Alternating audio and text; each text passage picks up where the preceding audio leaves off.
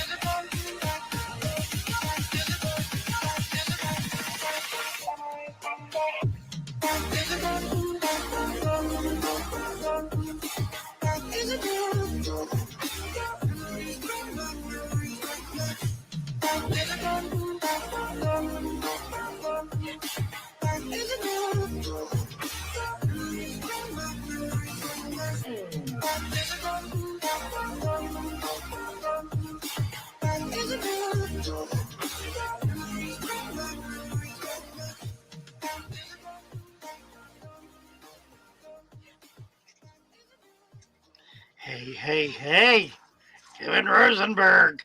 Hey, Sunset Jen. James Green. Fish Ranch House. J-Dog. Certain batches of beer, Dated does. Whoa. I don't know if Shelby's coming up or not. Haven't heard from her. Nice to be with you all. Hello. Good to be here. I got a little bit of a pleasant surprise today. I did a video a couple of days ago. A real bomb. I mean, it was dreadful. It got about, I don't know, day 300 hits. I did the same thing today without the background stuff. And we're pretty close to 500 in the first eight hours or so. It's funny. It's the same stuff. Exact same. It's just really odd. Anyway, a bit different promotion though. Wood, nice to see you, Gren. Who else is here? J-Dog, Gren, that's about it. Lee was here earlier. Lee and Sue, they're going to bed. She's going in. I guess she's working weekends. She's retired, but guess I don't need these without, so long as nobody else is here. Somebody made a request that I kind of, something we've done in the past, haven't done for a while. We'll probably set it up for Sunday. Sundays work better. Give people a chance to come up and show us their fish rooms, tanks, whatever. The suggestion was I do a critique. I don't really want to do a critique. I'll talk with people about what they're doing if they are interested in it. But we do need to give people a chance to show off their tanks. There's so many really cool tanks. The folks on Discord have been doing that. We've got new tanks coming up there all the time. Some of them are just amazing. And a new fellow just came on. Probably the nicest food web I've ever seen in a very big tank with big fish. He had like Oscars in there, big fish, with a food web that included colonies of blackworms. It was really impressive. So yeah, we want to do more of that kind of thing. Give people a chance to show off what they're doing. Wait, do you see the company here? Look at this. They're all very interested in what we're doing. They want to be part of that. They're all hanging around, wanting to be in the show. I know, you guys are so cool. Pretty, pretty fish. Discus are glory. Sheer glory. It's amazing, these color morphs. They don't exist naturally. And it's a really interesting story about where they came from. There was a breeder in Thailand about, I'm guessing 25 years ago, late 90s, was raising discus by the millions. A friend of his was overlooking at him and he spotted a fish, an odd morph. And he said, I want to get that one. So he bought it, and all of this came out of that one fish. All these color morphs. The blues, the reds, the pigeon blood, the yellows, the whites, all of it came out of that one single fish that was found by accident in a pond with a million fish in it. Just amazing. Just amazing. Yeah, they are curious fish, aren't they, Grant? They are gorgeous, aren't they? Well, I cleaned the glass a little bit. I still see watermarks. Didn't do all that good a job. Do you know what that is? We talked about that last week. That's a Uwaru. And I'm getting some big ones this week. I'm trading a couple of these diamond blues for 3 large Uwaru that I sold 3 years ago. There's another one. They're about 4 inches. These are about 2 inches. So they're really breeding size. So they're going to go in this tank. These angels are coming out and a few other. I've got Nemo something in here and some rainbows. They're going to take them all down to Andy, put them in his tanks. And then I'm going to put the Waru in here and see if we can get them to spawn. I'd hoped these guys would, but they haven't done a thing. I've had them about a year, I guess. Anyway, look at that. Aren't they stunning? Just, just amazing. These are Miami fish. So they're part of that hatchery. They're not Stendakeri. Hey fish.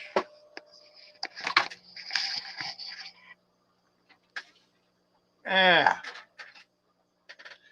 Patricia Kirkwood. Hello, Patricia. Crown Tail Half Moon. Hello, hello.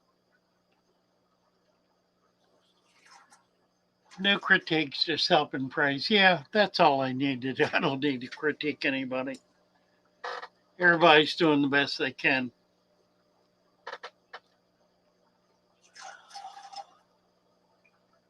We're just trying to help them do a little better. Yeah, I went to Goodwill today, got a new shirt. I got a new pair of pants that I'm not wearing. They said extra large, and they're probably medium. So they're at least 4 inches too small. They were cool though because they had a little fish design, little tiny fish design on them. So I was kind of excited about getting them, and I should have known better. Oh well. What did Discus eat?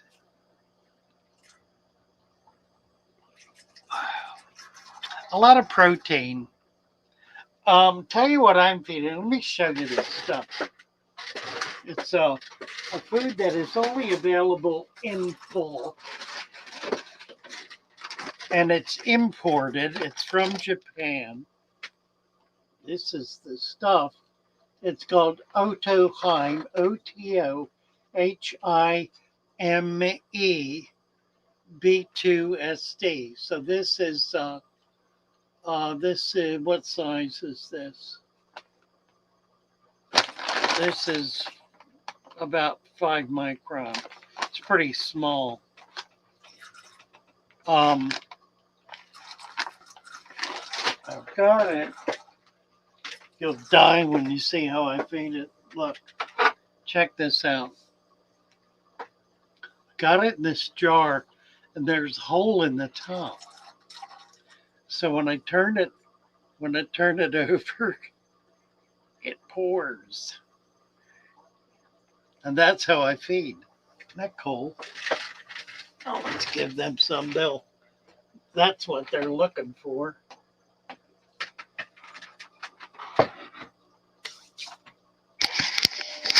Like that. Now, this, okay, let me tell you what's in this.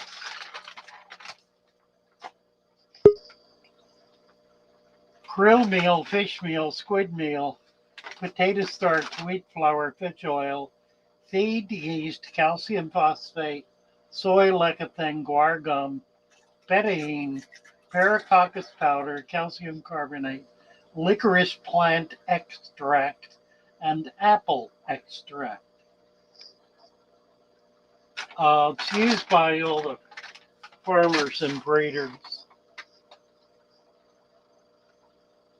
And that's what I'm feeding them.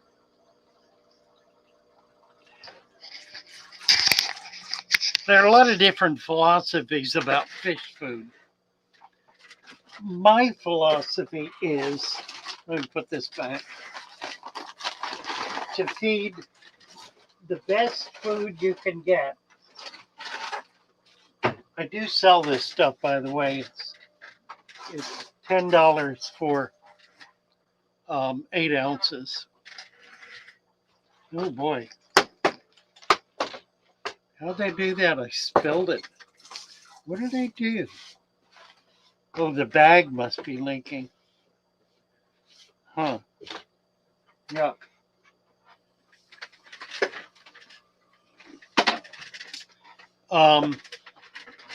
Oh, there she is. There you are. You've been sitting there long. I can't. You're muted. You got yourself muted.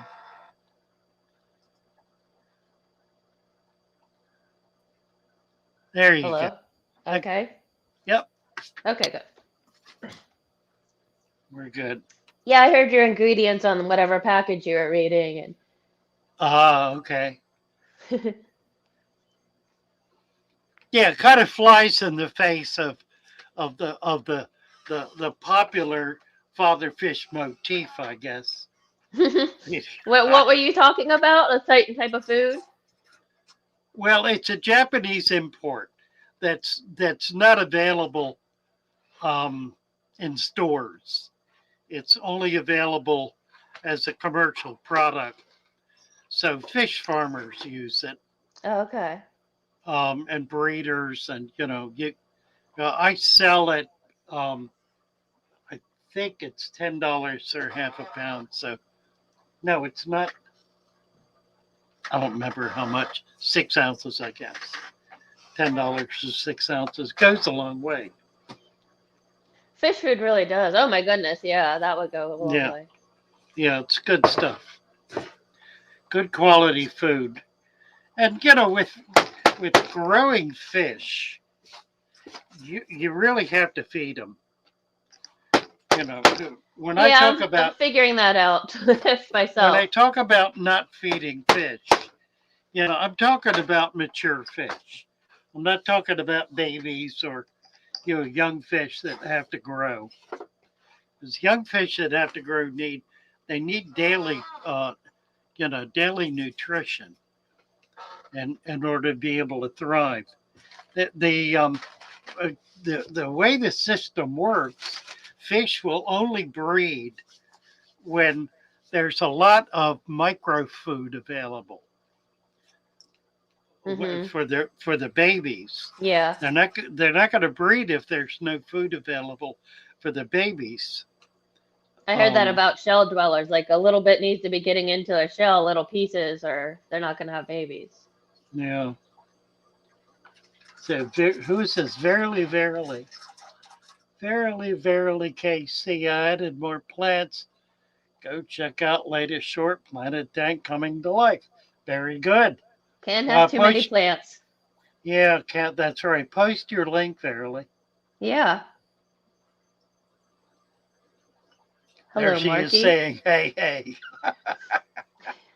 Sorry, I miss you. I was distracted. Hey, Marky. How has your week been? Good. I got to get some stuff done in the fish room. Got rid of a lot of floating plants and hair algae. Uh, it just attacked a lot of the stuff in my blue shrimp tank. So I was just like pulling little pieces of willow moss off, like, oh man. So Nice. I'm happy though. It's nice to see things, uh, everything, through the moss or algae, I should say. Ah, Get Crystal some, wants to know if I've used Rapashi. I yes. Yeah, I have. I like it. It's a bit troublesome, but it's certainly a nice product. Look at that. How is it troublesome? There we go. Well, it forms a kind of paste, I find. Here we go. I feed Rapashi product to my crested gecko. Right. Yeah, I've got some of that. I got some with uh, a Dropsilia culture uh, kit that I bought. Contained Rapashi to feed the fruit flies. Thought that was interesting. This is Yeah. soylent green. So I'm not feeding a lot of it. I'll feed more when I've got like baby plecos or something. I've got some other discus. So let me show you these. They're kind of interesting. I got these a couple of months ago. That's They're a bucket list fish for me someday for sure. yeah, they're Marlboro Reds, and they're slow growing and really not coloring up very well. There's a couple more waru. I put the waru in here to get rid of the duckweed, and they're doing a pretty good job. They're a plant eater and they love duckweed.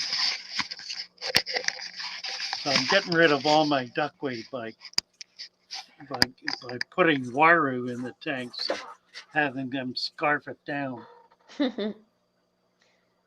Let's see. Crystal says, I love it. Does anyone have anything they add to it, like body cam or garlic or anything? Yeah, that's kind of where I'm at with it, is to make a paste out of it. And that's really what I meant in terms of being a lot of trouble. It's that fine powder is problematic feeding it just as powder. But if you mix it with like beef heart or fish or garlic or any number of other things. Hi, Joshua Bone. Isabella is in Soylent Green, a movie. It sounds familiar from something. Soylent Green is the food, the processed food fed to the populace in, what was it, 1984? Okay, that makes a lot of sense. Yeah, It's made out of human carcasses. right. Good book. Very good book. Really. Let's see who's over on Timberlake is on Facebook. DL Timberlake. Nice to have you with us on Facebook. I always forget that we're on there. Yeah. There are 3 people on Facebook currently. Only one of them is identifiable, I guess.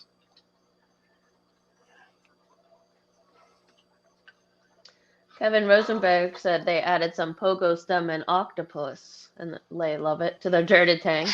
Great plant. I've got some right here. That's what that is.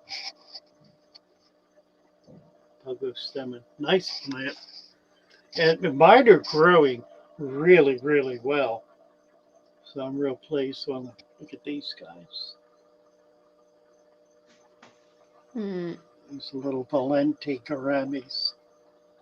I think I probably got 4 males. I don't know. That's the way it goes. So you probably did. Yeah, I probably do. Can't really tell. I've got I put some Everglade Elosoma in here, but that's not what that is. That's a red batis, a female batis, scarlet batis. It's called. Look at that. Such a cool fish. That might be a female. I don't know. One of these days we'll have eggs or we won't. I think this tank is I think if they spawn, I'll be able to get away with it. The wire are not going to stay in here. I put them in to get rid of the duckweed. Once that's gone, I'll pull them out. I've got 3 of them, and he doesn't look all that happy with what they're doing.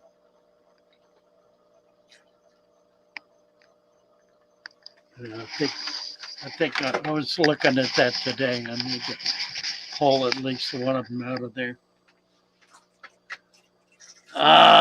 Kevin Rosenberg. So a new person, The Truth. Oh, yes.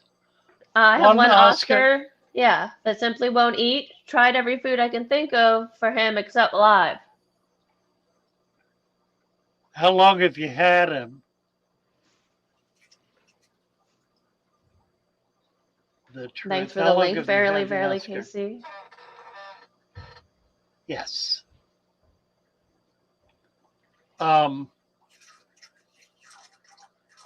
Well, if he's not eating and it's brand new, he just simply has not settled down yet. If he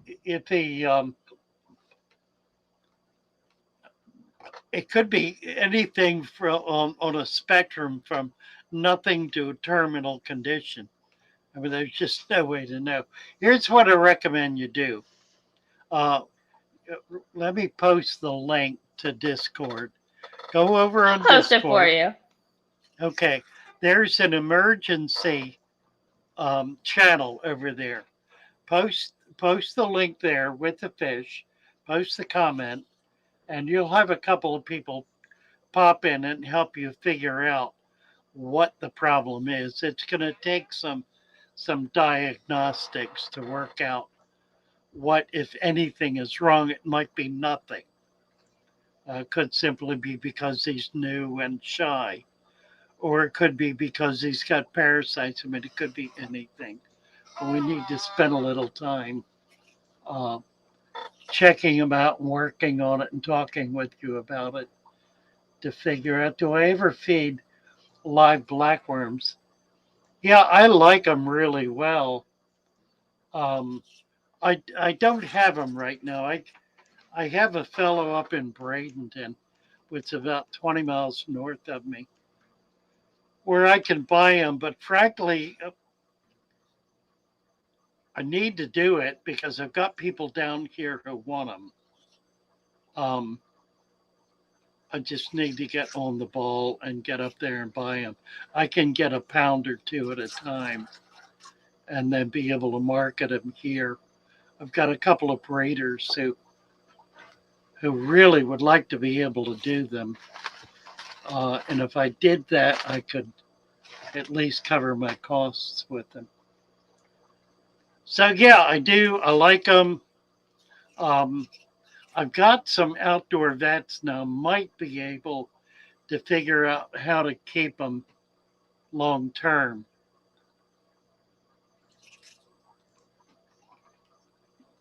Challenged me to do that. I'm going to work on that. That's a good idea. Yeah, the giant duckweed is called Salvinia. Salvina. I don't think I have any here. I thought Salvinia was the kind that's kind of fuzzy on the top Yeah, that's and right. grows in a chain. Yeah, it's really not a duckweed. It's a Because fern. I've had duckweed that is very, very tiny and petite and seems to stay that way with tanks where it gets bigger and clumpier. Yeah, that's a different kind. That tiny one is a different type. Do you know what this is? Frog bit. Yeah, it's exactly what it is. I'm learning. Yeah. I got it all over my tanks here. I have the Salvinia, which is really pretty, and sometimes it's hard to keep alive, but in some of these tanks it's going great. And then I have tons of water lettuce ready to go outside. Oh, nice. How's the weather there? Is it pretty close to being able to? The daffodils came up and then made it through the 14-degree night. Let me think. Thursday it was 70 degrees, and my daughter and I took the dog for a walk and got sweaty. And then today my son took the dog for a walk. He went out, it was sunny, he had shorts on. It started snowing. Oh my word. So he ran up, changed into pants, went on the dog walk, and while he was out there, the sun came out and was shining like it was the most beautiful spring day. And then when he came back in, it was windy. That's Pittsburgh, though. Yeah. Kevin, it's Salvinia, Salvinia. The goji frog bit. Yes, that's right. The goji, got it. Frog bit. Yeah. Welcome here to the Fish Fam, the Welcome, Goji. Yeah, we're going to turn you blue here. Everybody gets to be a moderator. I tried out in Wisconsin with Kevin Rosenberg. Right. I know. We're all ready just to go outside. Really. Crystal has got red roof floaters going. They can be difficult. I've seen one or two people who have been able to do them in their aquarium. They're a very high light plant. I was just going to say that's the one I can't keep alive. Put them outside. They'll do well outside. Direct sun. That makes it so seasonal for us, though. Well, it does. It does. Like a pond plant, yeah. Yeah, not much for it, though. Oh, the Goji came over from Malik From Stream. Malik. Welcome. Very good. Yep, very good. Red root don't like flow, Kevin says. Neither does duckweed, actually, or much of any other floater. But it does require an inordinate amount of light. Yeah, that's what got me to be able to grow the salvinia because it used to always die, and the water lettuce. I was never able to keep that inside, and Yeah, I water guess my lights. hyacinth. Yeah, Yeah, that I haven't been able to keep inside over winter. you can't do it. It'll die back. You can keep it going usually enough so that it'll kind of go down to a little nub that you can put out. If you can keep it going through the winter, it Yeah, dies back, but as long as it doesn't die off completely. I've overwintered a lily for the second year now, so I'm happy about that. Oh, I yeah, saw that's a great. video way back in the day. Rachel O'Leary, she did so many series of outdoor tubbing, which are great if Yeah, you're looking into that. And said she would just take her pond plants, like wet, shove them in a black garbage bag, tie them up, and throw them in the garage. yeah, Like, or greenhouse. Yeah. and then she would bring them back out. Like, I tried that, but I don't think I have enough plants to even test it really.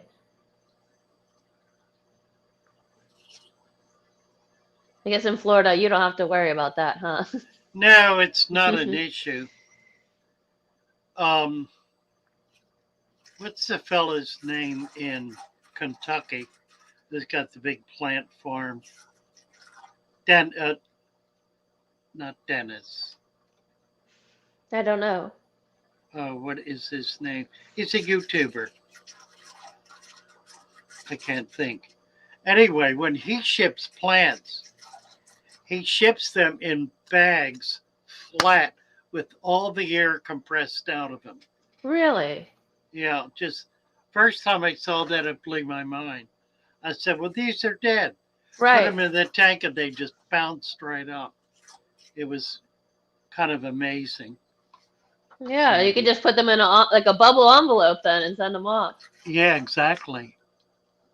I shipped some to Peplin Creek last week, and I put them in a fish box with a heat pack because they were going to Michigan. I figured, Yeah. there could be a freezing. I put a heat pack in, and the heat pack killed a couple of the plants. It was where it was touching them, I guess.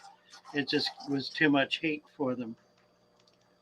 Oh, okay. Yeah. They work well, thank goodness. But So, sometimes it's too much. yeah, well, once the weather warms up a bit, I'll send them another bunch of plants. I need to get them some buse too. They bought buse at the auction, and I held it for a week and didn't do right by it, and it melted. I've been trying to buy some, and the local farmer got a big shipment of it in, and it all melted. That sucks. So it'll come in another month or so. Crystal says, I know how you feel about gravel, but would you like a gravel tank more if there were 6 to 7 inches? What would you do if you had to use gravel? Probably I would grind it down into sand. Get out the hammer. 6 to 7 inches would work. Here's the thing that's interesting about gravel. Gravel was came into the market when under gravel filters were designed because sand didn't work for them. It goes through the slots. So prior to that, the gravel was not in the market. It was the under gravel filter that and that's why they call it gravel. It was the gravel and the filter. Now, here's what happens, though. Over a period of about a year, that under gravel filter is pulling detritus down through the gravel. It Mm-hmm. creates pockets. You know, water will flow where there's the least resistance.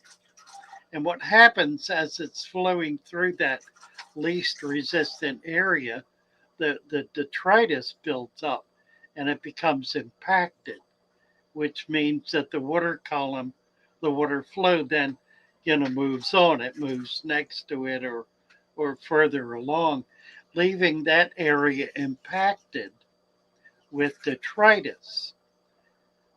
Now, when you have plants in an undergravel filter tank, those plants will root where that detritus is compacted because they're able to create an anaerobic environment there. And it's also highly nutritional. It doesn't have oxygen being pulled through it. The problem with growing rooted plants is they don't do well in the presence of oxygen. So if you're pulling water through, delivering oxygen into that substrate, you're not going to get much in the way of plant growth until it packs up enough that the water flow moves on to another spot. Then you begin to get it. So here's the deal. If you've got an undergravel filter, after about a year, rather than clean the whole thing, take the tubes out, put an inch of sand on the top, and keep on going. The tray, the undergravel filter will act as a plenum. The gravel will be laden with nutrition, and the sand is going to cap that whole thing and hold it in. So it becomes a perfect deep substrate. It just takes about a year for it to happen. The same thing happens with these clay-based systems that are developed to be able to provide flow through plenum, flow through filtration. After about a year, they pack tight enough that the water flow is only going through in smaller and smaller areas.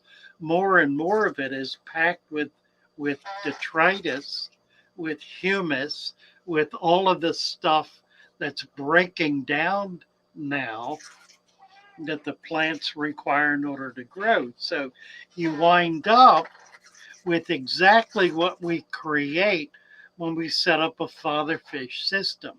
It's identical. It just takes a little longer is all. What But if you didn't have what if you didn't have access to sand for whatever reason, but you'd had a gravel and undergravel filter? Could you stuff like polyfill underneath the undergravel filter, pack that in there, and then put the rocks on and kind of jumpstart that? sure, that would work. You really don't need to though, because the nature of the gravel, you want the gravel as thick as you can tolerate it. And the nature of it as that filter is working is it's pulling waste down in there and holding it. It's capturing it. And it's capturing it in specific spots where the water is flowing through. So as that water flows through, more and more of this builds up and becomes impacted such that the water can't go through there anymore. So the water begins going through other parts of it, which eventually become impacted. So you wind up, like I said, after about a year, with a deep substrate dirted tank. It's what you got. What most people do at that point is they break it down, tear it apart, and start all over again, which is foolish because it's taken them a year to create a perfect tank, and now they're going to wreck it. Yeah, a lot of videos in the, your back catalog saying cap it with sand, don't disturb Right? it. Exactly. Yep. Yep. And I know with sand, so many people will say plant roots can't go through sand. And with this black diamond sand, I could show you roots loving Oh, it. well, it's absolute nonsense. Yeah, and Yeah. I've also been unable to ever keep plants in gravel. they just work right out of it. I mean, Yeah, some and people have. they can't get the nutrition they need. Yeah. Plant roots will not grow in an oxygen-rich environment. They require as close to anaerobic as they can get. The little hairs, the little tiny hairs on the root, one of their jobs is to create an anaerobic environment around themselves to break down that waste in order to be able to absorb it. Yogurt covered mirror. Any advice on golden top minnows? That's a good one. I've got a fellow going out collecting some for me tomorrow. I've got a couple of orders. I have Golden, about 4 of them. they're beautiful fish. They're aggressive.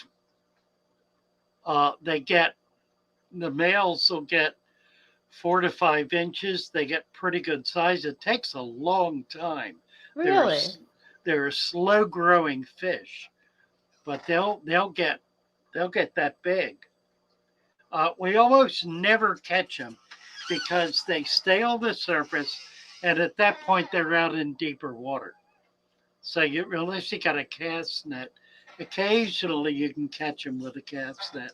I've only ever caught 2 that size, and I caught them both in deep water.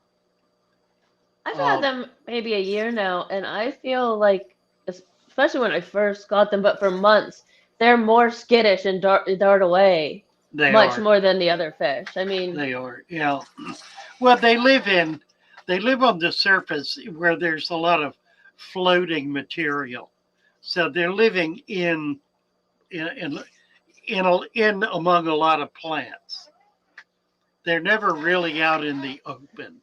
They're kind of shaped like the golden wonder killies a little bit. Yeah, they are. Well, they're kissing cousins. Yeah, they're in the same family. Yeah, they are a killie. Okay, so yeah, they look a lot like them. The golden wonder is more interesting, I think, behavior-wise. Probably. But these ones are very pretty. They're beautiful fish. They are absolutely flecked with gold. And the male, when they get bigger, he gets a lot of red on him. I was gonna say red too. So they're really a very stunning fish. Hi, Howard Van Tassel. Welcome. Joshua Bone just set up his wife 75. First dirt tank he's done. Congratulations, Joshua. And good luck with that. What kind of critters are going in that 55? I'd love to see it too. I love show and tell time. Smooth stone rock substrate. Verily says. Oh, that's interesting. Well, I love smooth stone as a decoration, but there's usually, something under it or on or over it. It's pretty to stack it against the glass and then pull all the sand on top of it because you can see it still, for those of you that still like a little scaping with your sand. Yeah, the golden killies a pretty fish. Again, an aggressive fish. The killies are difficult to keep with the nano fish because they chase them. Oh no, they have those sensors on their head that you can actually see it, and they just anything that moves. I have an old video at my old house. There was a spider going up the wall behind the tank, and they were just trying to get to it as much as they could. Yeah. Yep. Yeah. They're like the T-Rex, in the movie. You have that? Did you post that on your channel? The Golden Wonder chasing the spider? Yeah. Yeah, it's like a couple years ago. Yeah, I remember that. Mm-hmm. Pretty cool. Can they be with snails and shrimp? Snails for sure. They might very well go after shrimp. They probably will go after shrimp. Especially if they're not one of those big, like 3-year-old male or females, when those neocaridinias get that big. Yeah. But other than that, anything that moves, they're all over. They got bigger than 4 inches. They do get big. Yeah, I had so many orders, so I had a bunch, and they were in a vat that just didn't do well. Are you talking about the golden wonders or No, the top the, minnow? the top minnow. What's that called? Brain's gone. Howard, I'm interested in getting some Yaris. I should get a bunch of, but our Colombian tetra is a bit too aggressive. What does he mean by Yari?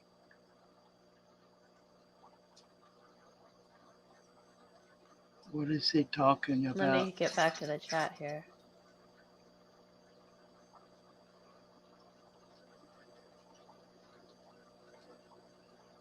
Yaris, I don't know. What are you talking about, Howard? I'm missing the reference. Our Colombian tetra is a bit aggressive to be. Oh, well, we don't know because we're not sure what the fish is. So we'll wait on that, a little clarification. Here, Yeah, I'm going to drop the link question. for the golden wonder chasing the spider. Oh, neat. It's only a 50-second clip. Aside from hornwort, what plants do Mbuna mostly leave alone? Any of the, like Vallisneria swords, any of the harder leaf, tougher leaf kind of plant. They will eat water sprite, but they'll leave swords and val and sage and those kinds of things alone. Benjamin Morgan, hello.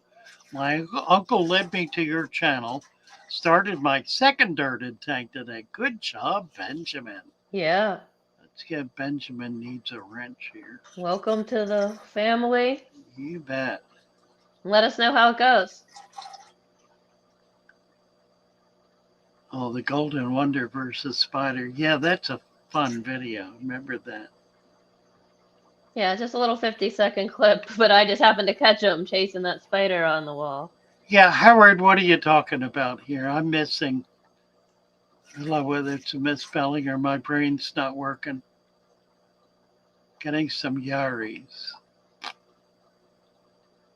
Tell us what you're talking about, Howard.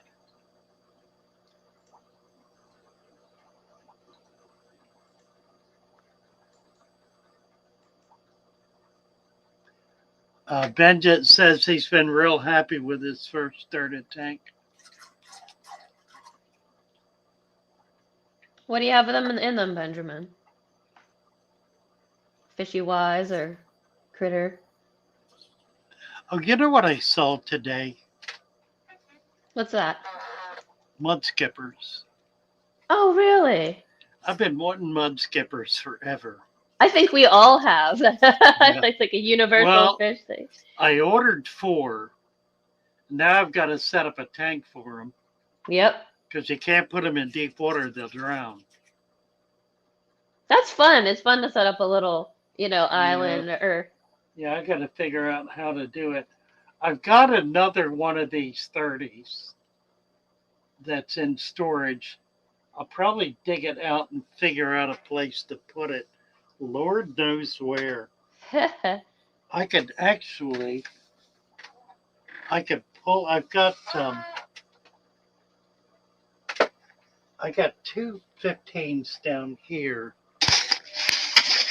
that are doing me no good at all. If I pull them out, I could probably put it there. Maybe. I think I could. And that way I could look down on them, which would be fine. Oh, yeah. That would be neat. I need to get some help to pull them out. They don't jump? No, they don't jump. Oh, no, that's convenient. Not high enough to matter anyway. I dropped the wrong link, guys. Oh, he's got Pandacories, Rummy Nose, and Bristlenose. That's nice. And a 60 tall. Wow, you'll have a lot in there. Nice. Tees and hoodies. Yeah, I meant to drop the Teespring link. There it is. But also the link to your store is there, too. Right. Ooh, fatherfishquarium.net. Yes. What do you have there that you're looking to move? What can we get? I know your beautiful plants in the background. Did you ever sell that giant one? What are you talking about? I remember one time you were showing some plants for sale on fatherfish.net, talking about your website, and there was Oh, just big, beautiful ones in the background that you said were up on the site. oh, I don't remember. Maybe it's long gone then. Probably, well, might have been upon a Jayton's. I think that's what it was. Yeah, I do have a few. I bought a bunch of lilies this week. Got this type and this type. Oh, Yeah, isn't that pretty? very. Yeah, these get the floating leaves. This one, if you keep the runners cut, well, it just looks really pretty. Oh, I didn't know you could do that. Yeah, the kind I Yeah, have has the floating leaves. look at this. It's a flower. That's an Apologetian. See the flower? Mm-hmm. That's what that stem is. Here's another one that doesn't look all that happy. Maybe the roots are happy and it's getting there. Well, a lot of times plants will flower because they're stressed. Okay, yeah. And that's about what that's doing, I think.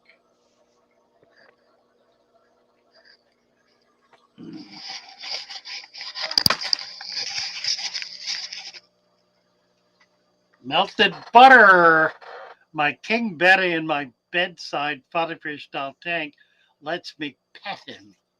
Absolutely the longest lived better I've kept has been in the fatherfish style tank. That's fun.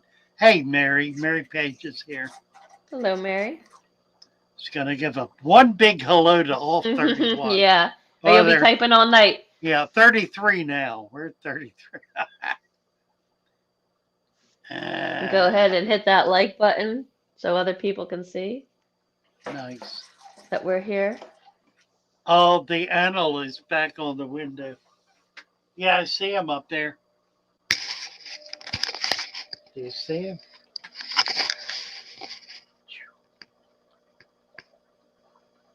He's a young one. Oh, a wild one. Yeah. That's cool.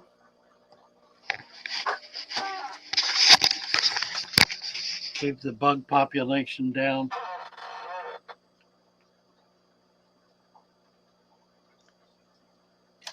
Crystal D said about to replant some 5-foot-long jungle vow and wanted to say they appreciate your trick of wrapping the leaves around your arm. Genius. Yeah, I'm gonna have to tackle that this weekend myself. Right.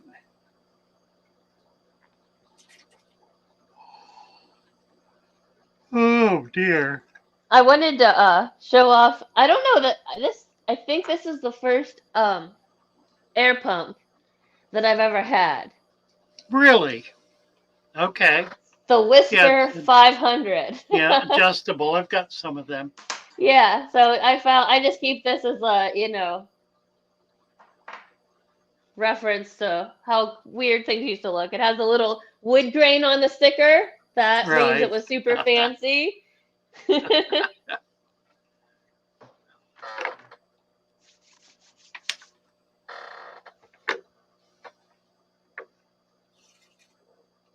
Oh, Scott's doing army stuff, Wendy says.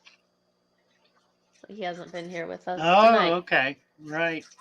We'll catch him next time. Wendy, you offered to come up and help out a little. I'd love to have you do that. Yeah, come on up so we can get to know you a little bit. Yeah, you could do it today. You could do it Sunday. Mm-hmm. Anytime. Just feel free to pop in. The link is posted. It's at the top of the YouTube page. And you guys know how to do that. Yeah, I was thinking Scott's come up quite a few times. Yeah. Crystal, the winter thaw is still happening up here in Minnesota. But I really want to get going on creating a couple of resurrection jars. Should I wait until summer to collect leaves? No. Get out there right now. Right now. wherever you can break through the ice and just get a little mud, get a little leaves, get a little water, and bring it in. And as it warms up, you'll see more and more animals, coming to life in it. So much fun. So by all means, do it now. When I was clearing out just buckets of floating plants this week, when some of the tanks, when I would clear it away, there'd be some little tiny, tiny white bug just hopping on the surface of the water. Right. Do you know what that is? They're aphid. It's a type of aphid. I'm hoping the fish could catch them. Well, some do, yeah. These gouramis are looking for that kind of stuff all the time. In fact, we've been feeding them wingless fruit flies and baby crickets. Okay. And they go after them. Because these things must have just been living there the whole time, just floating on the top of my tank. Right. They found themselves a nice spot. Howard. Buenas noches, U.S. Caper. Who was it we were asking what kind of fish? Was that Howard? Howard's typing we asked twice and got one answer. Yeah. I think we asked two people. I remember one answer, though. Maybe my memory is not serving me, though. Yeah. As usual. I'm scrolling back to see if I see it. Well, Joshua Bones set up the Weiss 55 gallon. I think he responded. I'm just having one of those brain checkout moments. You escaper. Hello, hello. Mosquitoes, Isabella says. What is she talking about, mosquitoes? Well, if we're talking about live food, I go take my net through my bird bath all the time and put the larvae in the tank. No, she's talking about the hopping stuff. No. Oh. They're much tinier. They're tiny, tiny little white dots. You can't even see what they look like, really. Yeah, they're so small. They're a type of aphid. They feed on the plants, the floating plants. Well, they weren't doing good enough job. Well, they're pretty tiny. I don't think I could kill them. Oh, mosquitoes from the mud. Well, no, you probably won't. If you get mosquitoes, it'll be because a female got in and laid eggs in the jar. Unless you catch some when you're dipping out the water, that can happen. 2 outside Sunset Jen, in 2 outside tubs. I have tiny, round brown swimmers. What do you think they are? When added indoor, they disappear. Do the fish eat them? Yeah, absolutely. They're probably Daphnia or rotifer. Or they could be scud. They're probably Daphne. Whatever they are, they sound like primo food. Because I've heard all of those mentioned for, indoor cultures. Oh, Yawaru. Okay. Thank you, Wendy. Howard was saying Yari. Now, let's go back to the comment. Oh, right. He meant Yawaru. Can you put Waru with, I got it, with Colombian tetras? No, I think that'd be all right. The Waru are bigger, of course, and they're totally non-aggressive. The Colombian tetras tend to be aggressive, but they're not really going to go after a bigger fish. They're going to go after smaller fish. So that probably would work okay. I have Crebensis and mountain minnows, these golden mountain minnows, and Crebensis in here with the Discus and Waru. You know what I don't have in here is any plecos. I need to put some Plecostomus in here. I do have snails. also asking, should he get a pair or a group of 6? Of what? The water? Yeah. Well, if they're little, get a group of 6. If you can afford it, they tend to be kind of pricey. Um, these were listed in a retail shop at $40 a pop at like 1 inch, which is a fairly standard price for them. So a couple $100. Hmm. I was able to get them wholesale, but didn't save that much. I just consider it's one of those fish I will always buy. If I see them, I always will buy them. It's one of the first really exotics that I fell in love with many, many, many years ago. Yeah, I had to look it up. I wasn't sure what it was. Beautiful. Blackwater or whitewater habitats in the Yeah, Orinoco Amazon basin. there are 2 species. There's another one that is white with black bars called a panda. No, I've heard of that, yeah. And I think there's a 3rd species. I'm not sure. I've never seen it if it is, but it seems to me I have heard that. Chris, our resident biologist, got a colony of them, got them up to 6 inches, and one by one they killed each other off. I think he's down to 2, but they never spawned for him. And he's been able to spawn the regular wairau. So I'm getting a breeding size trio next week that I'm really excited about. Yeah, I'd like to watch them go. Yeah, they're going to go in this cube tank I've got here. Let's see what else we got here. Sunset Jen, I thought they were Daphne, but Google's usually show them whitish. I'm sure there are variations, and I'm just trying to remember. Yeah, Daphne get brown. I've seen brown Daphne. Absolutely. There are a bunch of different species of Daphne. There's Magna, there's Moena, and there's a tiny one. Christy, thank you so much Yes. for the super chat. Generous. At 9:28. There it is right there. Will you do another video soon with more details on how much food is the right amount for a given tank? Yeah, the feeding is so tricky. Yeah, and so many people say, well, it's hard to say because there's so many variables. So maybe a detailed video going from tank to tank and saying this is how many fish and this is what I want to do. And then, of course, how many plants would play into it. Well, it's part of the reason that I promote the food web. Yeah. Because if you've got a lot of little fish in a tank, you really need to create an environment where their food will thrive and where they will be able to eat by hunting. In a tank like that, you don't need to feed at all. I mean, not even a little bit.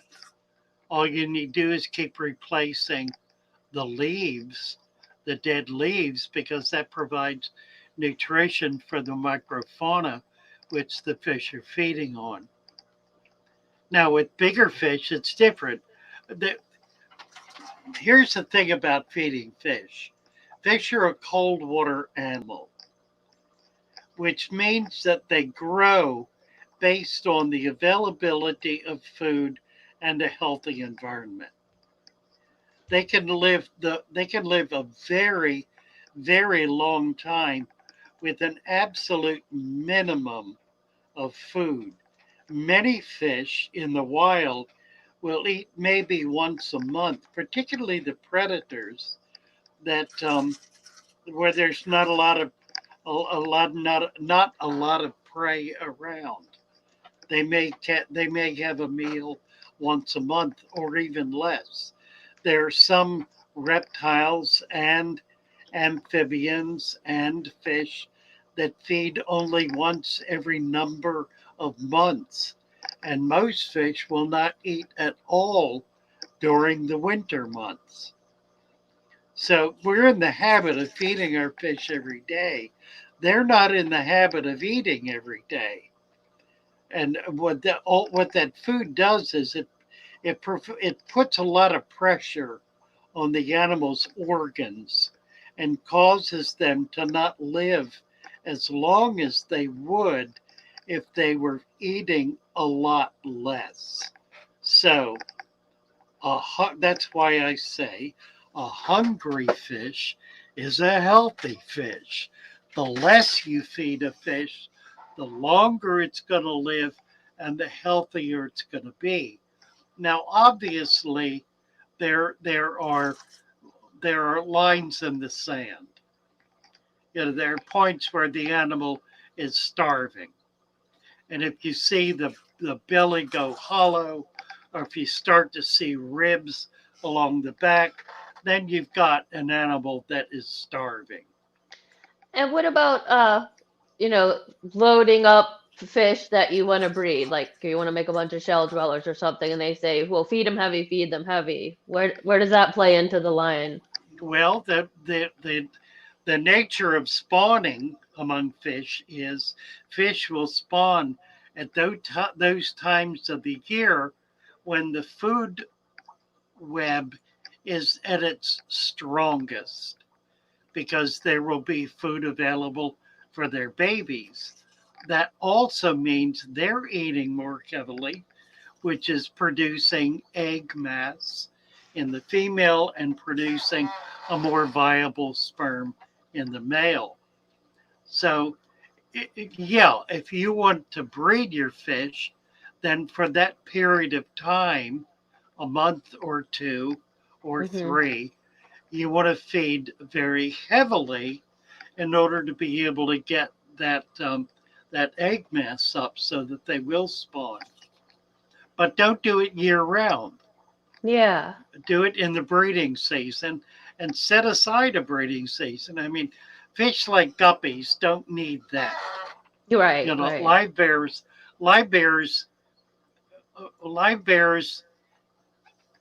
are going to eat for the most part based on their needs, because they eat a lot of vegetable matter. They munch on plants and algae.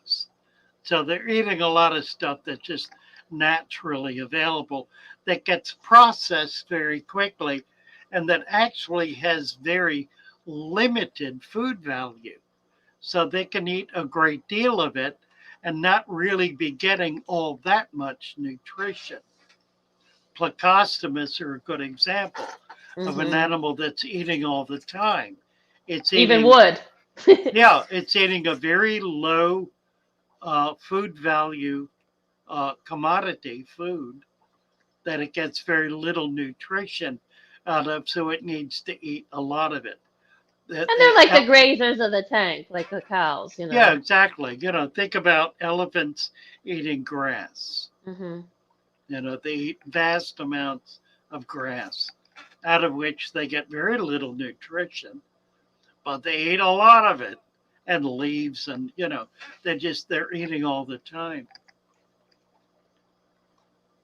West Natural Karen Duff, lawnmowers. hello.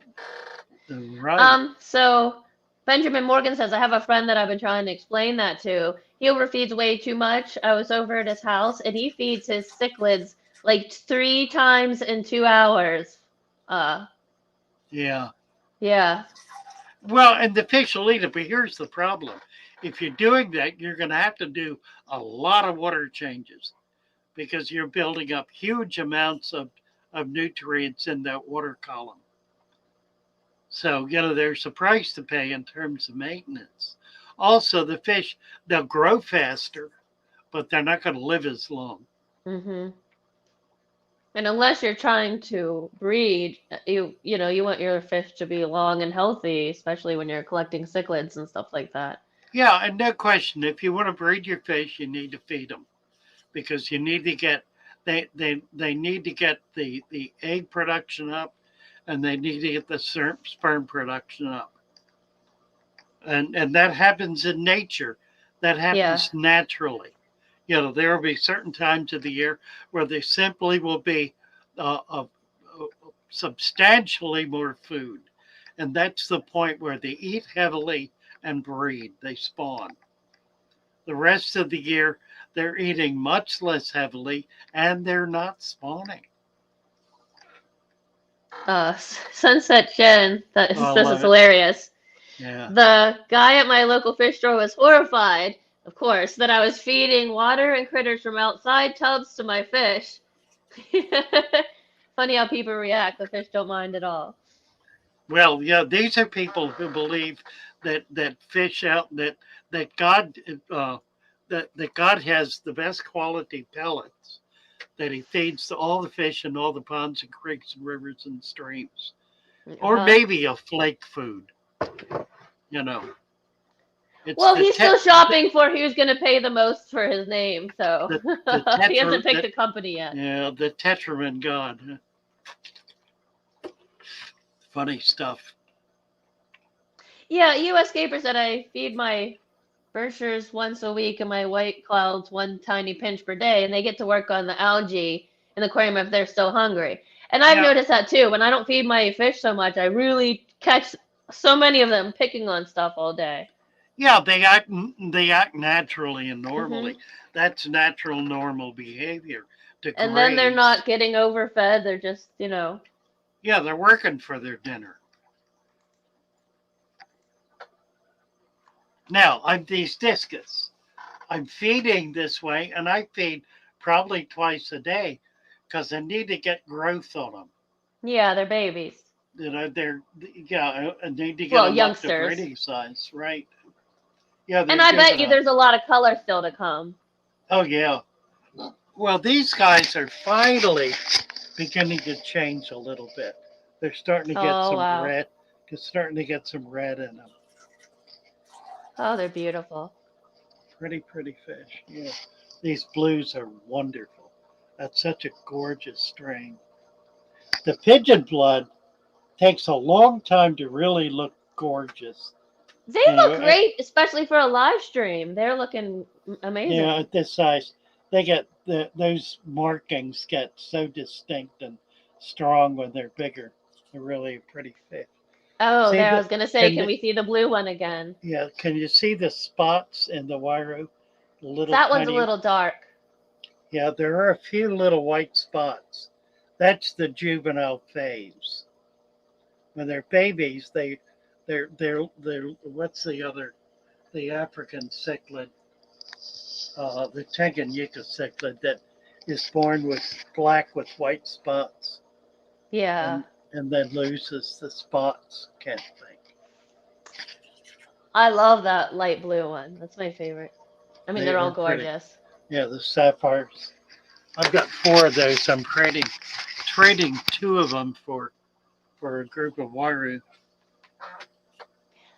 I think as I phase out heat in the fish room a lot, they're going to use my one big, good, powerful heater to maybe make a tank with them sometime. Oh, nice. Thank you, Mary. I don't talk about Patreon enough. There's a group of very loyal followers on Patreon. They've been on it for going on 2 years now. I'll have to check it out. They were supportive. I don't do a lot over there. I should do a lot more. But it does provide access to Discord as well. And it did start yesterday, starting to put together some audios of some father fish stuff. I think that's the perfect thing to do. I haven't learned where to post them yet or how to do that. So yeah, I've been listening to a lot of podcasts and just newer people or older people explaining to other people, and it seems like you have to figure it out. And then once you figure it out and post the podcast like twice, they said then you really start to get it. But it is kind of weird at first. That's just what I've heard. I did find a site where I could make the podcasts. So okay. I've done that, and I'm just using my regular videos because much of what I do is just dialogue. Well, exactly, and it's hard to keep YouTube on and go. I like to go out there and like trim the garden and sweep and do this and that and take it around and listen. With podcasts, and Right, it right, is all right. talk. And there's a lot of podcasters that do fish stuff. You don't need to see the whole time. You can hear, Yeah, even if they're exactly. showing off a tank, you get the gist of what's going on. Arcus wants to know if I collect native flagfish. Yes, absolutely. There's another fish that's related to the flagfish, and that's the little pupfish that is called, I can't remember what. Um, Crap. Eh, Pupfish. Let me look it up.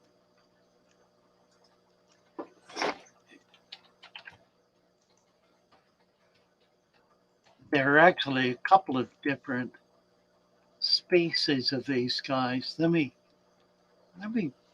pop this. Let's take a look at this.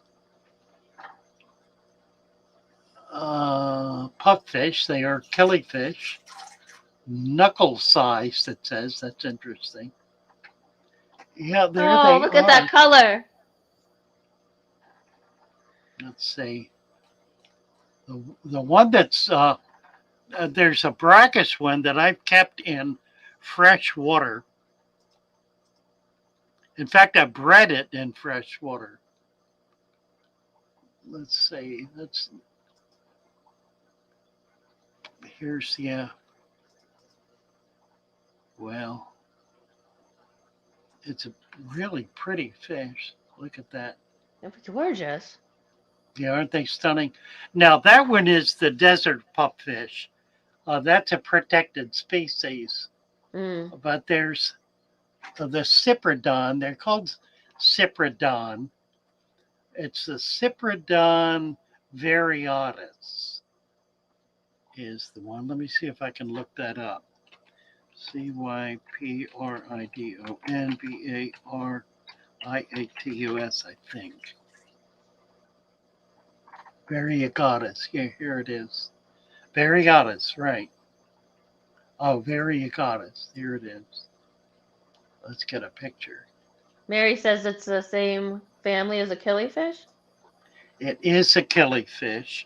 It's the same family as the Florida flag. I have a video of them. StreamYard, what am I doing? That's not it. Screw it up.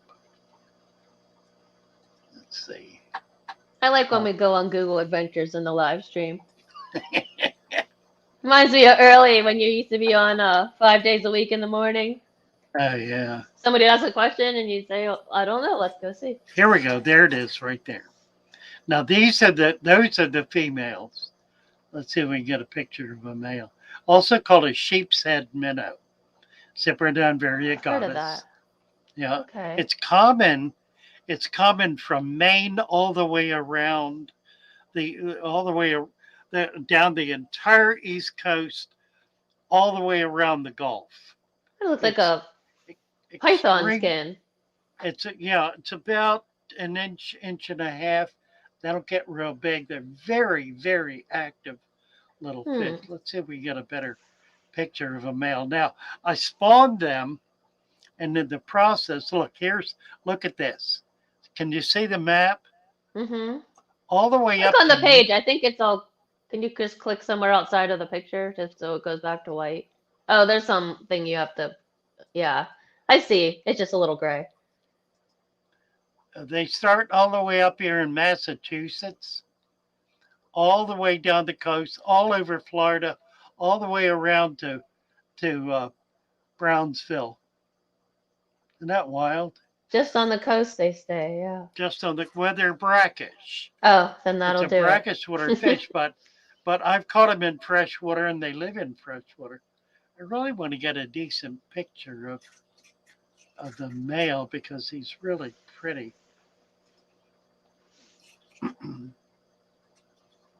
Let's try this again.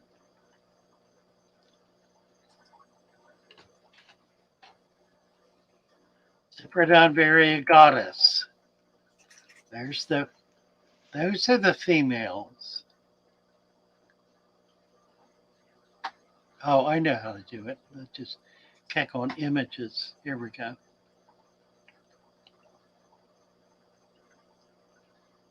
Here's a male. Ooh, Right in that's the middle. pretty. Yeah. You can tell. Look at that blue. Yeah. And they'll get black. I mean, when they're spawning, the male will turn jet black. In fact, it was interesting. I had them spawning in a tank in the shop, and a biologist who's been collecting them his whole life said he had never seen that color pattern. We dipped them out, and it instantly reverted to this color pattern. Huh. So he never saw it because he never saw them actually in the water spawning. Oh, and See I the was okay. see And the he had to be blue? comfortable and relaxed. I mean, maybe as soon as he came after them, they went back and turned color. Yeah, see the blue iridescence? Yeah. That's what you Oh, see wow. in the you see that iridescence. Now this, I've never seen that fish. And what about the one to the left of it? That really blue. Another picture of that one you're just showing. Yeah, that's the Yeah. male, right? Beautiful. That's the male. That's the female. And then Now, what is you that get red thing? what red thing? You said you had never seen that fish. I've no idea. Doesn't Arteta pesca doesn't Actinopopterii. Let's see if I can't copy it. Here it is. Well, it's a killie. Hmm. Oh, maybe it's just one of the million different Kelly variants. Yeah, it's a killie. Right. Like that Oh, one. yeah.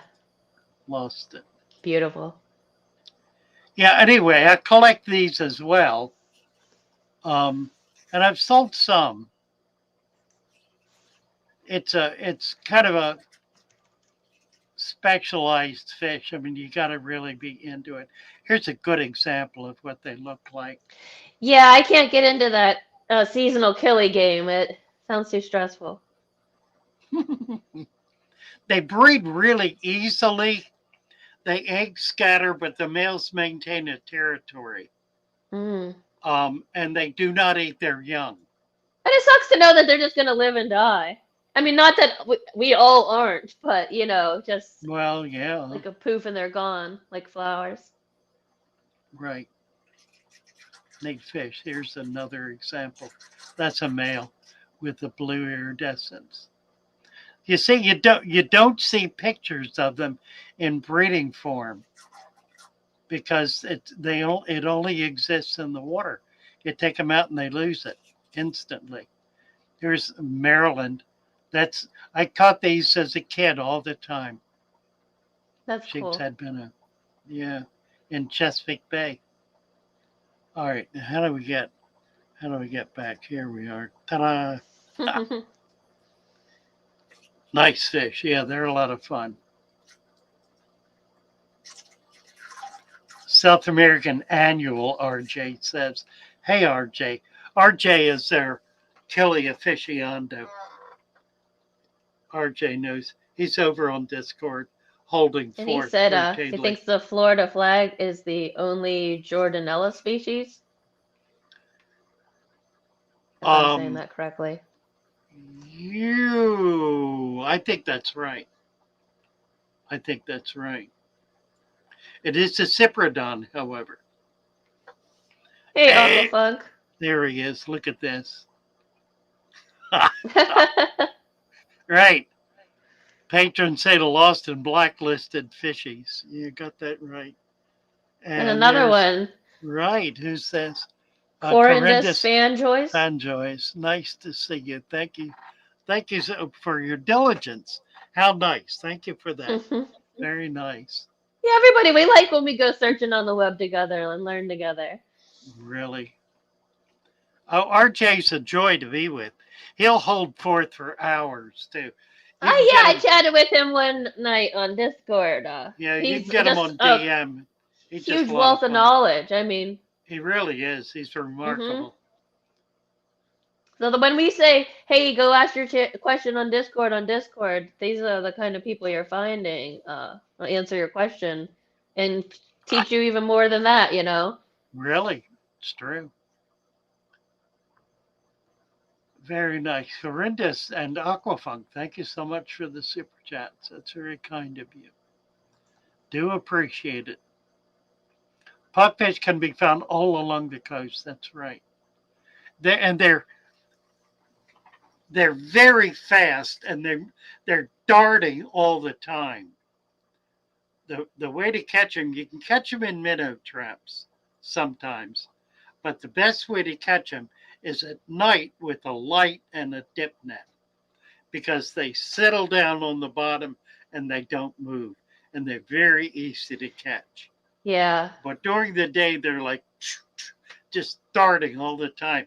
Even the babies, the tiny babies, are the same way, just darting around nonstop, which makes it very difficult to keep them with any other fish their size, because they terrorize them. They don't bite, they're a vegetarian, but they'll chase anything else absolutely to death. Some vegetarians do bite. Yeah, I don't think they do. They might. Well, I don't human think ones they at do. least. Yeah. Well, oh, that kind of vegetarian. There. Some bite, Right. some don't. Ain't a rush. RJ says, after spending too much time talking to fish, it's nice to hang out with humans. You know, I think that's really saying something, because this hobby is very, and RJ's a good example. This hobby is very much a hermit's hobby. People who are into this lock themselves away with their fish tanks for extended periods of time, and then want to, and then really want to share it. And the And here we greatest are. joy is, yeah, that's right. That's what we're doing. And that's why we like so much when people come up and show their tanks or whatever, or just like an old air pump or something like I have. Don't have to scrape the algae or anything, because nobody else's tanks are perfect unless they just love razor blades and ladders and buckets. Really. Fish are good listeners.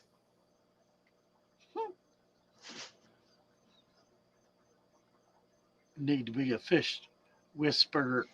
Same for me, Mary. That's why I don't make videos, because I'm just down here, putzing around in my jammies, and it's like your me locked away time, a little incubation Yeah, from the world.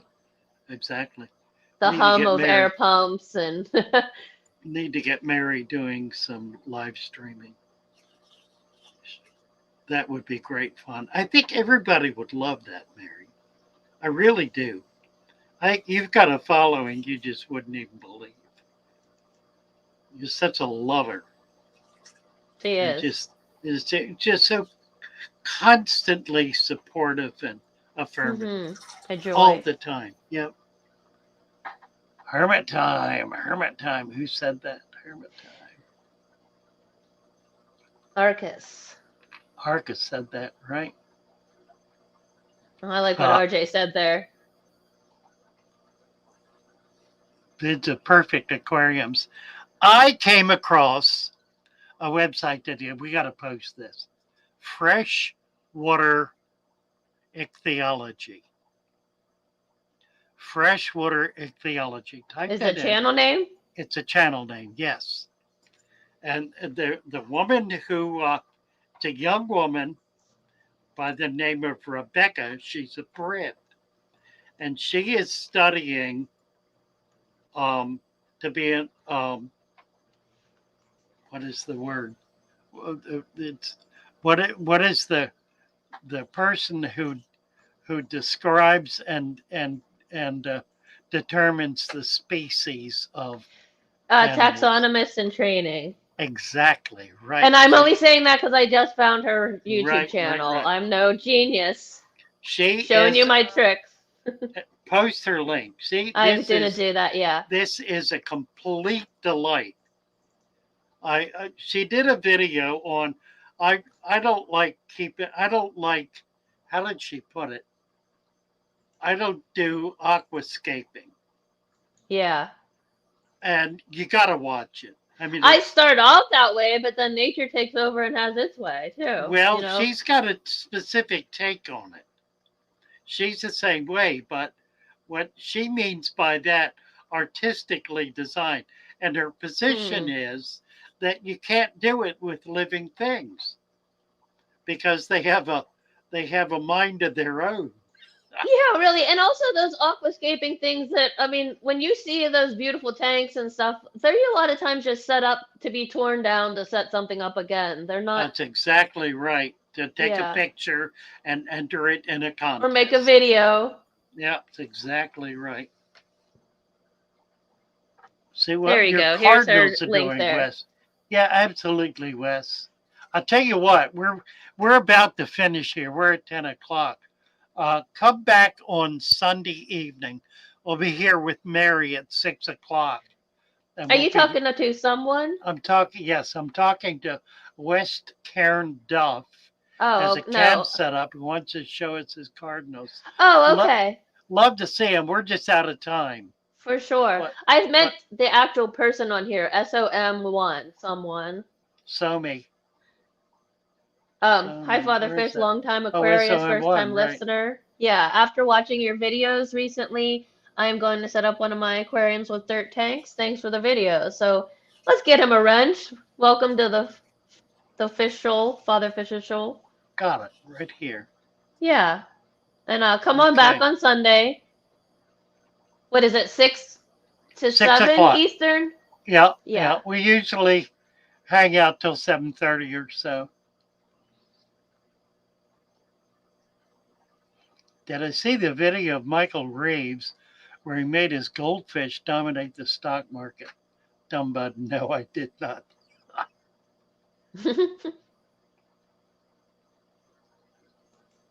Oh my.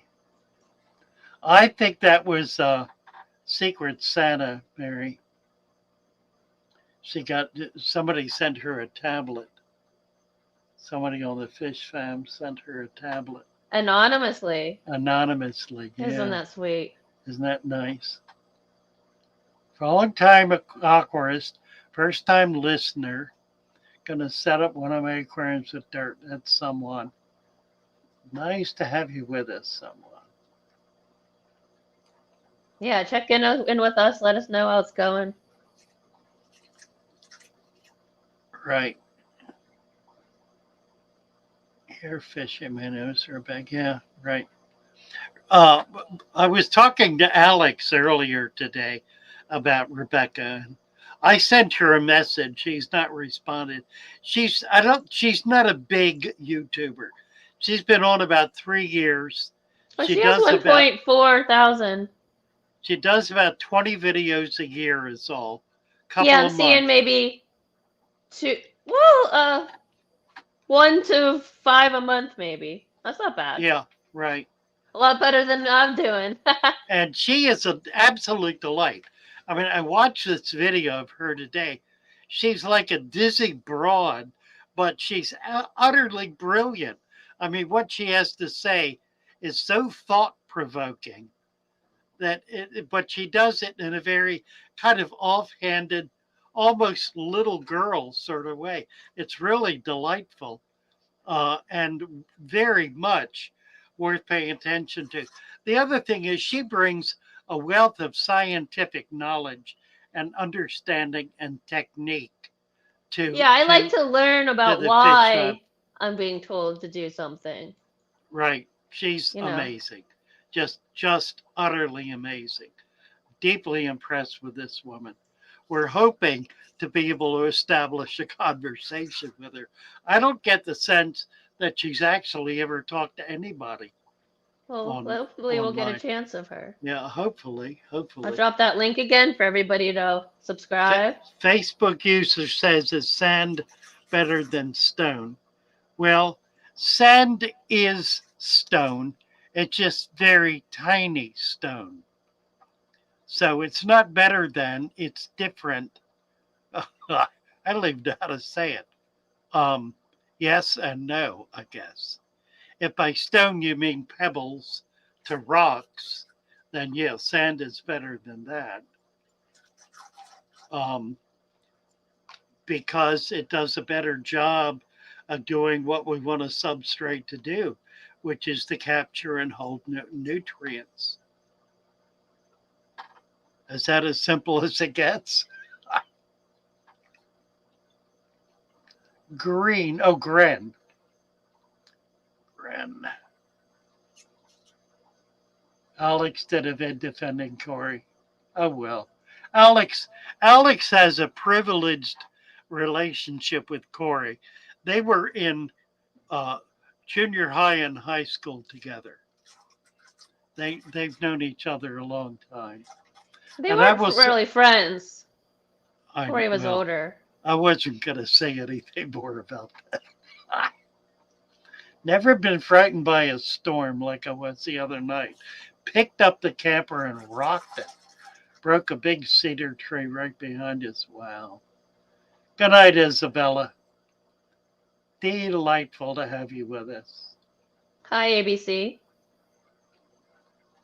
Oh, hey, Wes Karen says it's his birthday. He's going to try to do a live stream. By all means, if I'm around, I'll plug in. All right, I guess we're done. Let me, let's see. Oh, Kenny and Alex went to the fish store together. That's awesome. Nice. ABC is here. Hello, hello. Knowing why to do things, why not to do things is a great, that's why I'm glad I found Father Fish and Shelby, because they explain it very well. Thank you. Someone. Well, Like, because Father Fish has a wealth of knowledge, in systems that are going on naturally. So it is nice because if you say why you want to do something, it's not, then it says, oh, that makes sense, and then you can remember it and build on your knowledge. yeah, whitefish salad. Hello, hello. Alex and Kenny got to go to the fish store together. Nice. Nice. Whitefish salad will try to make Sunday. ABC. Yeah, we're just wrapping Yeah. up here. Thanks for checking in. Yeah, you bet. I was trying to find my oh, here it is. Need to play this. Where is it? Right there. You were watching Father Fish. Now please enjoy the video. Ta-da! That's my 10-year-old granddaughter who goes by the name Nala, Nala, Nala Fox, who is not visually available to us. We'll take her promos. I like Because her it. mother is very protective, and rightfully so. Absolutely. Rightfully so, you bet. I would love more than anything to do a series of videos with my granddaughter. Now, she has a nanny, not a nanny, what's the other word? Au pair? An au pair, yes. Who her mother hired, who is a remarkable woman, about 35, 40 years old, who has literally traveled the world working with all of the unique animal projects around the world. And she's been in all of them and has movies and videos and pictures. She's been in Africa with the great apes. She's been on the boat going after the Japanese fishing fleet. So she has the nature bug like her granddad. Antarctica. Well, this is the au pair. Oh yeah, okay. Yeah. I thought she was taking your granddaughter around, and I'm like, boy, this is some upbringing. Well, not yet. No, yeah. Not yet. That'll happen.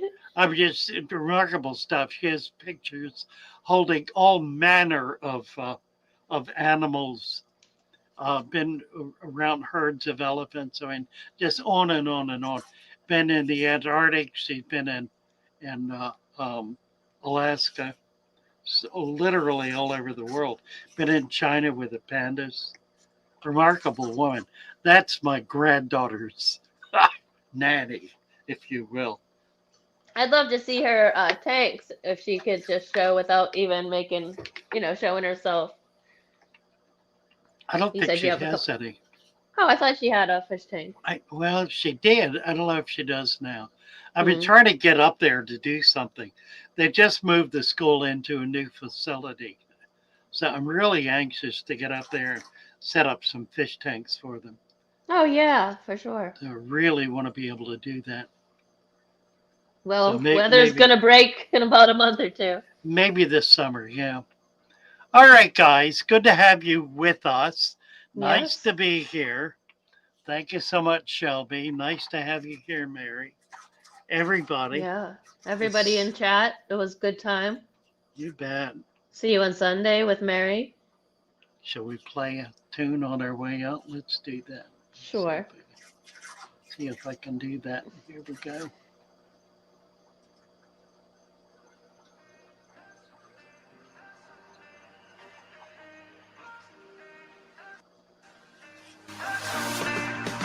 Here's to the ones that we got. Cheers to the wish you were here, but you're not. Cause the drinks bring back all the memories of everything we've been through. Toast to the ones that today. Toast to the ones that we lost on the way. Cause the drinks bring back all the memories. And the memories bring back through. There's a time that I remember, cause I did not know the pain. When I believed in forever, everything will stay the same. Now my hope you like December. Can somebody say your name? Cause I can't reach out to call you. Nano! Everybody hurts sometimes. Everybody hurts someday. Everything will be alright. And hello, goodbye, Corindus Fanjoys. I saw you in chat earlier. Good night, Wendy. Good night, RJ.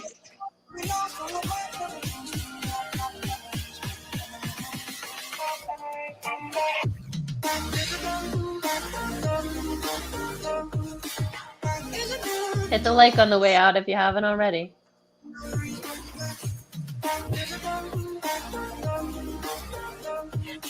Good night, RJ. I'll probably go over on Discord. Anybody want to follow me over there, we'll do a little live chat there. Yep, and if Good you're night, new to all. Discord, just figure it out. I'll drop the link again here in chat real quick. Love you all. Bye for now. Good night.